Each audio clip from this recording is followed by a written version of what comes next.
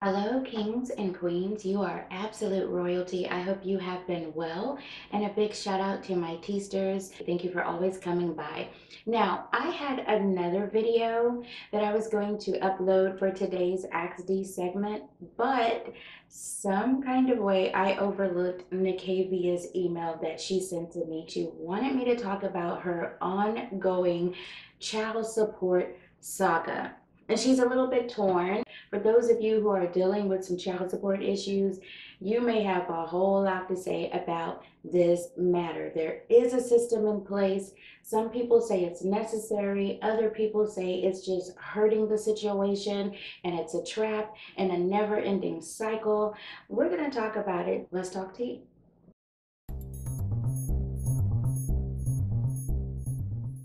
Now let's just go ahead and jump into the email. I just pretty much give you a brief summary. Nicavia has a 5-year-old daughter. For the entire 5 years of this little girl's life, she has had to deal with her father really not being able to pay child support. She eventually had to get the courts involved also because she had to get on public assistance. Now I don't know if a lot of you know how that works, but whenever you have to go get on public assistance, whether it's the food program or actually applying to get cash, if you have a child, they are going to go after the child's father. Whether you want them to or not, they're going to seek him out. If you say you don't know where he is or you haven't heard from him, it doesn't matter. They're going to continue to look for him. And if he has a job, and I'm pretty sure there are some men that can tell you this is true, if he has a job, without letting him know, without asking for permission, of course, they will attach his check. They will start taking money out of his check,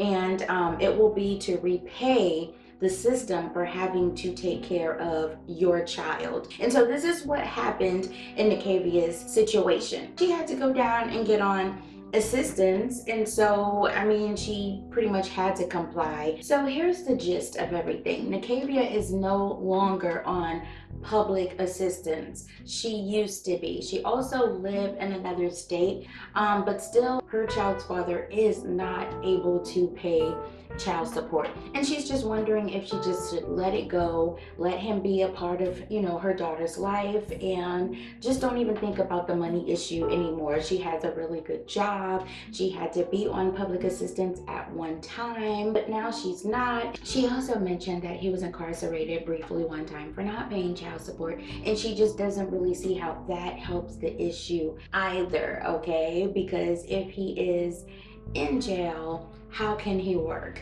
Now, to be fair, Nicavia did say every blue moon he would give her a little something to go towards school clothes or something like that. But in essence, this dude has not been really doing anything for this little girl. Okay, whew. That was a mouthful, you guys. A lot of people love to say, if you can't take care of your children, you shouldn't be having children. Let's just stop right there, because what you're saying is absolutely correct.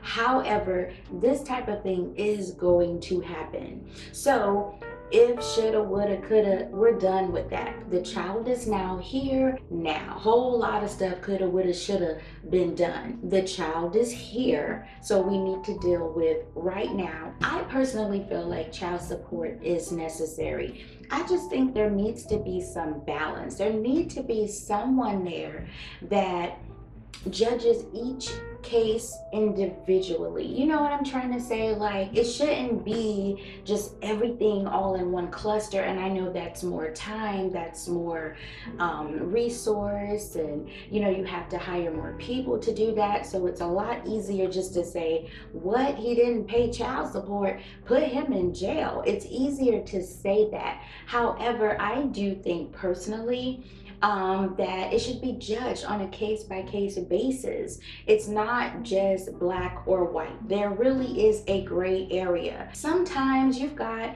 cases where you see the man or the woman dressed real nice, hair kept nice, edged up all the time, in the finest things, always out balling or just living very well, taking care of their new family. Meanwhile, their children are looking torn and tattered battered and just completely beaten down. And in that case, when you are trying to work it out with them and they just will not participate or cooperate with the parenting when it comes to financials, you may have to take it to court. You should not be a rapper, lawyer, doctor, country singer, actor, anybody that is living so high and mighty and grand, but then your child is in a shelter somewhere or hungry. That's just absolutely wrong. And again, I do not mind the government coming in to regulate your pockets.